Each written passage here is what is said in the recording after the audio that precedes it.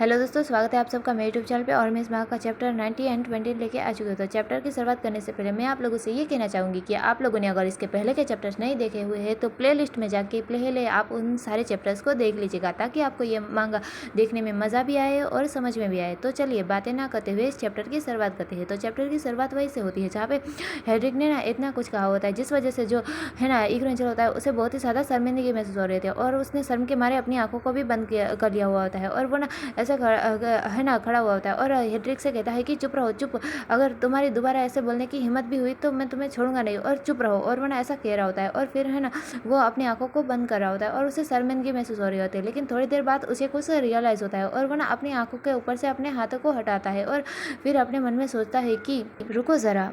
उसने मेरे साथ इतना असभ्य व्यवहार किया, उसने अभद्र व्यवहार किया, मैं इसी वजह से उसे सूली पर लटका दे सकता हूँ। मतलब कि मुझे तो उसे सूली पर लटका देना चाहिए था, लेकिन मैं ऐसा क्यों कर रहा हूँ। और वो ना ऐसे सोच रहा होता है और सोचता है कि मैं क्या फिर से फंस गया, और मुझे ऐसा लगता है जैसे कि मैं उसके चक्रव्यूह में हर बार फंस जाता हूँ और उसने मुझे अपने चक्रव्यूह में फंसा लिया है। और वो ना ऐसे सोच रहा होता है और वो ना गुस्से से हेड्रिक की तरफ देखता है और वो अपने मन में आगे सोचता है कि मैं यहाँ का बॉस हूँ और मुझे सब पे हुक्म चलाना है। और वो ना ऐसे सोचते हुए है ना पहले तो हेड्रिक की तरफ देखता है और फिर अपने मुंह को दूसरी तरफ टर्न करता है और अपने मन में सोचता है, मतलब कि उसके दिमाग में ना कुछ खुराफात आती है और उसकी आंखों में चमक भी आ जाती है और वो अपने मन में सोचता है कि मैं समझ गया। और वो ना ऐसा डेवलिश हंसी हंसता है, मतलब कि उसके दिमाग में जरूर कोई खुराफात आइडिया आया है और वो ना उस खुराफात को करने वाला है, वो भी हेड्रिक के साथ। और तभी हम हेड्रिक को देखते हैं जो कि पीछे खड़ा हुआ होता है और वो ना हीरो एंजल से कहता है कि मास्टर, अगर ऐसा कुछ नहीं है तो मैं खुद को माफ कर दूंगा और मैं यहाँ से चलता हूँ। और ऐसा कहने के बाद जो हेड्रिक होता है ना वो वहाँ से जाने वाला होता है, लेकिन तभी हम हीरो एंजल को देखते हैं जिसके चेहरे पे एक खतरनाक सी हंसी होती है और वो कहता है नहीं रुको ज़रा, तुम सही थे। और वो ना ऐसा कहते हुए फिर रिटर्न होता है, मतलब कि घूमता है। और तभी हम हेड्रिक को देखते हैं जो कि ये बात सुनने के बाद कहता है क्या। और तभी हम हीरो एंजल को देखते हैं जो कि हेड्रिक से कहता है कि तुम सही थे, मुझे तुम्हारा खून बहुत ही ज़्यादा पसंद है, इसलिए मैं तुम्हें आज से एक और कर्तव्य देता हूँ। और तभी हम है ना हेड्रिक को देखते हैं जो कि ये बात सुनने के बाद कहता है क्या, एक कर्तव्य। और वो ना उस बारे में सोच रहा होता है, मतलब कि एक और काम। और तभी हम हीरो एंजल को देखते हैं जो कि एक चेयर पे अपने हाथ को रखते हुए कहता है कि चलता फिरता एक रक्त थैला बनो, मतलब कि जब भी मुझे भूख लगेगी और मैं तुमसे कहूँगा तब तुम मुझे भोजन कराओगे, मतलब कि अपना खून पिलाओगे, तुम चलता फिरता एक रक्त थैला बनो। और वो ना ऐसा कहते हुए उस चेयर के ऊपर बैठ जाता है और हेड्रिक को ऑर्डर देते हुए कहता है कि अब यहाँ पे नीचे घुटनों के बल बैठ जाओ, मुझे भूख लगी है, मुझे तुम्हारा खून पीना है। और वो ना ऐसा कहते हुए हेड्रिक से कह रहा होता है कि नीचे बैठो। और फिर हमें उस महल के दूसरी तरफ का सीन दिखाया जाता है जहाँ पे वेयरवुल्फ का आवाज़ होता है, मतलब कि जहाँ पे सभी वेयरवुल्फ को रखा गया हुआ होता है, जो कि हीरो एंजल जिन भेड़ियों को छुड़ाए ना उन सभी वेयरवुल्फ को एक जगह पे रखा गया होता है और हमें उस जगह का सीन दिखाया जाता है। वहाँ पे हम देखते हैं कि जो भेड़िए होते हैं ना वो वहाँ पे बैठे हुए होते हैं और आपस में चर्चा कर रहे होते हैं, मतलब कि बातें कर रहे होते हैं। और जो ब्लैकी होता है ना वो वहाँ के उनसे कहता है कि अब जो हमारा पैग मास्टर यानी जो हेड्रिक है वो अब एक पिशाच का आदेश को ले रहा है और वो एक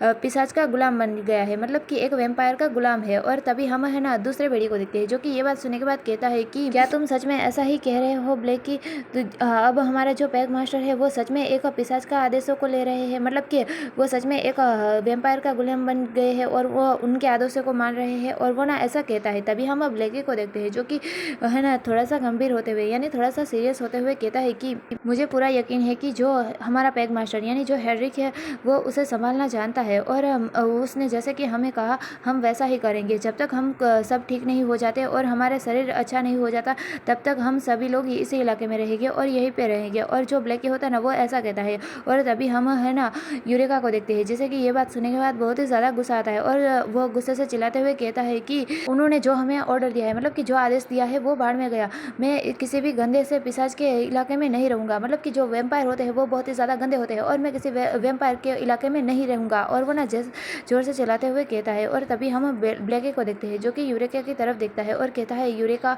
और तभी हम यूरेका को देखते हैं जो कि है ना ब्लैकी से कहता है कि हमें यहाँ से निकल के भाग जाना चाहिए, मतलब कि हमें यहाँ से भाग जाना चाहिए और हमने अपनी सीमा बनानी चाहिए और अपनी सीमा का विस्तार करना चाहिए, उसे बड़ा बनाना चाहिए। और हमें किसी भी पिशाच के इलाके में नहीं रह सकता, मतलब कि किसी भी वेम्पायर के इलाके में नहीं रह सकता। वेम्पायर बहुत ही ज़्यादा गंदे होते हैं और वो बुरे होते हैं। और वो ना ऐसे चिल्लाते हुए कह रहा होता है। और तभी हम ब्लैकी को देखते हैं जो कि यूरेका की तरफ अपने हाथों को ले जाता है और उसे समझाने की कोशिश करता है और कहता है कि यूरेका, मुझे यकीन है कि हेड्रिक के पास ज़रूर कोई अच्छा कारण है और वो किसी उसकी वजह से ही हमें यहाँ पे रहने के लिए कह रहा है। उसके पास ज़रूर अच्छा कारण है और हमें यहाँ पर ज़्यादा दिन तक नहीं रहना होगा। और वो ना जो ऐसा कहते हुए यूरेका को समझाने की कोशिश कर रहा होता है और उसकी तरफ अपने हाथों को ले जाता है उसके सर पे रखने के लिए। और तभी हम यूरेका को देखते हैं जो कि ब्लैकी के हाथ को स्लैप मार के मतलब कि हल्का सा धक्का देके खुद से दूर करते हुए और गुस्से से चिल्लाते हुए कहता है कि नहीं, मैं 1 मिनट के लिए भी यहाँ पे नहीं रुक सकता, मैं 1 सेकंड के लिए भी यहाँ पे नहीं रुक सकता। और वो ना ऐसा कहते हुए अपने चेहरे को दूसरी तरफ टर्न कर लेता है और उसे उसे बहुत ही ज़्यादा गुस्सा आ रहा होता है और गुस्से से उसकी मुठ्ठियाँ भी है ना बनी हुई होती है। और वो ना ब्लैकी से कहता है कि ब्लैकी, क्या तुम्हें पता नहीं है कि लॉर्ड लियोन ने हमारे साथ क्या किया है, मतलब कि क्या किया था। और वो ना ऐसा गुस्से से कह रहा होता है क्योंकि वो जानता है कि सभी लोग उसे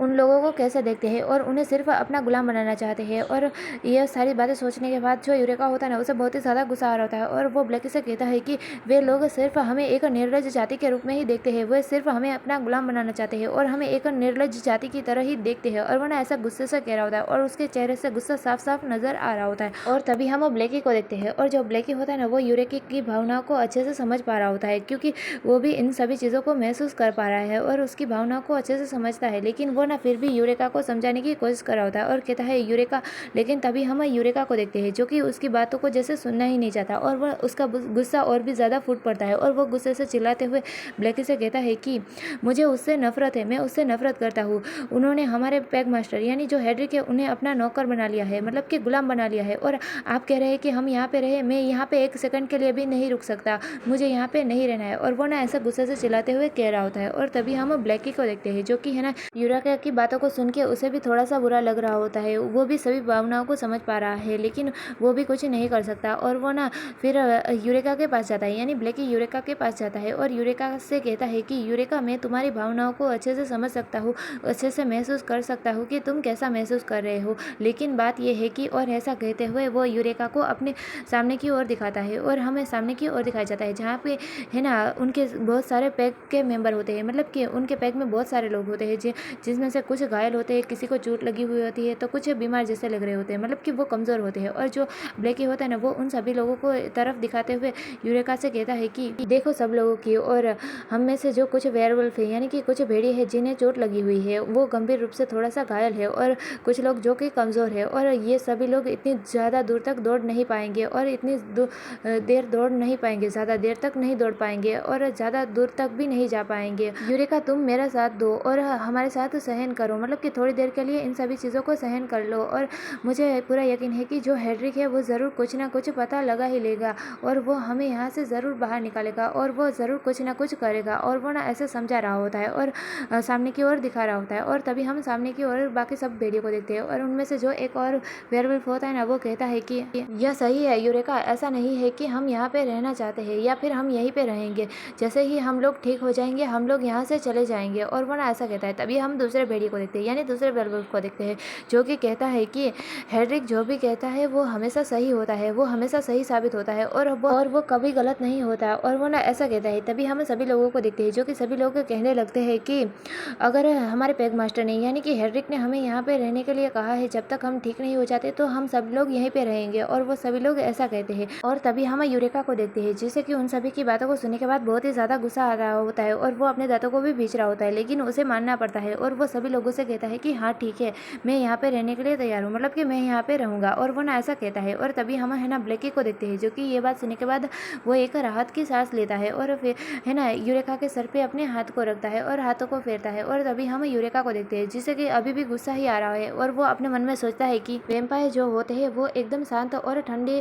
और विश्वासघाती राक्षस होते हैं, वो बहुत ही ज़्यादा बुरे होते हैं और मैं तो कल्पना भी नहीं कर सकता, मतलब कि मैं इस बात का पता भी नहीं लगा सकता और कल्पना भी नहीं कर सकता कि जो हेड्रिक है वो अभी किस स्थिति से गुजर रहे होंगे, मतलब कि किस हालत में होंगे। और वो ना ऐसे सोचते हुए उसकी मिट्टियाँ और भी ज़्यादा भींच रही होती है और उसे बहुत ही ज़्यादा गुस्सा आ रहा था और वो अपने मन में सोचता है कि लेकिन मैं यहाँ पर ज़्यादा देर तक नहीं रहूँगा, मुझे ज़रूर कुछ गुप्त स्थान ढूंढना ही होगा, कोई ना कोई गुप्त स्थान ढूंढना ही होगा और मुझे अपना और अपने लोगों का रक्षा करनी होगी और मुझे अपना सम्मान बचाना होगा। और वो ना ऐसा सोचते हुए उसकी मिट्टियों को और भी ज़्यादा तेज भींच रहा होता है और उसे बहुत ही ज़्यादा गुस्सा आ रहा होता है। और फिर हमें दूसरी तरफ का सीन देखते हैं जहाँ पे हम इग्रो एंजल और हेड्रिक को देखते हैं और हम इग्रो एंजल को देखते हैं जो कि चेयर पे बैठा हुआ होता है और हेड्रिक की तरफ देखते हुए हेड्रिक से कहता है कि अरे क्या तुमने मेरी बातों को नहीं सुना, यहाँ नीचे ज़मीन पर बैठ जाओ, वो भी अपने घुटनों के बल, मुझे भूख लगी है तो मुझे खाना खिलाओ। पिलाओ, मतलब कि तुम मुझे अपना खून पीने के लिए दो। और वो ना ऐसे कह रहा होता है। और तभी हम हेड्रिक को देखते हैं जो कि ईग्रो एंजल से कहता है कि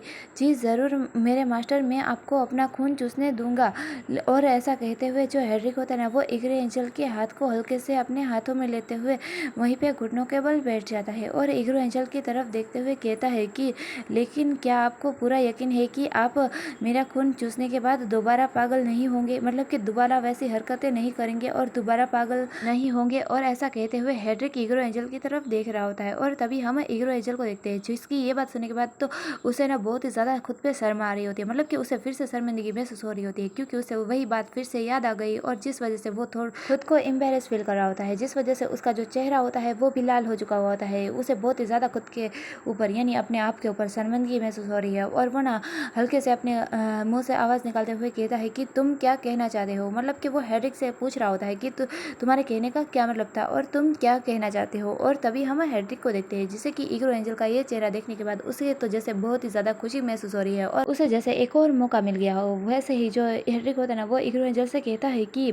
मैं जब आपको पहली बार यानी कि जब भोजन कक्ष के अंदर भोजन करा रहा था यानी अपने खून पीने को दिया था और उस समय आप कितने जैसे पागल ही हो गए, ऐसे मुझे और ज़्यादा डिमांड मांग रहे थे, मेरे आगे पी मांग रहे थे। और वो ना ऐसे सुना रहा होता है और कह रहा होता है और कहता है कि आपने तो उस समय ऐसा दिख रहे थे और आपने तो मुझे डरा ही दिया था। और वो ना ऐसा कहता है। और तभी हम है ना ईग्रो एंजल को देखते हैं जिसकी यह बात सुनने के बाद उससे तो भाई बहुत ही ज़्यादा गुस्सा भी आ रहा है, खुद के ऊपर शर्मिंदगी महसूस हो रही है, लेकिन उससे ज़्यादा हेड्रिक के ऊपर गुस्सा आ रहा होता है और वो गुस्से से चिल्लाते हुए हेड्रिक से कहता है हेड्रिक अगस्टिन, और उससे ना गुस्सा आ रहा होता है और जोर से हेड्रिक का नाम लेता है। और तभी हम हेड्रिक को देखते हैं जो कि ये बात सुनने के बाद है ना